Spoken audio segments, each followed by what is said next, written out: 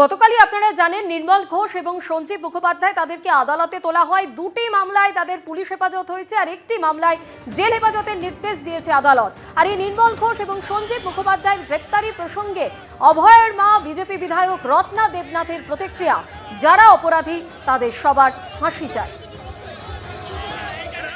অবশ্যই চেয়েছিলাম এবং এটা হবে।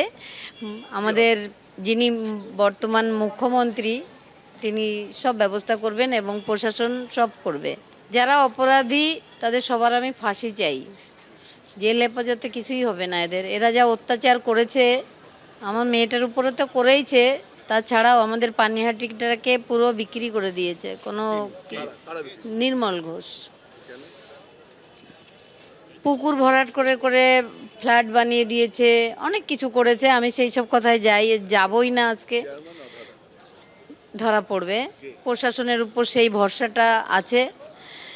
এবং আমাদের মুখ্যমন্ত্রী এগুলো তো আগেই করতে পারতেন। যিনি প্রাক্তন মুখ্যমন্ত্রী তাকে তো বারবার আমরা এটা বলেছি, কিন্তু তিনি করেননি। মুখ্যমন্ত্রীকে আজকে ধন্যবাদ জানাই এবং আজকে স্বাধীনতা দিবসের প্রণাম জানাই।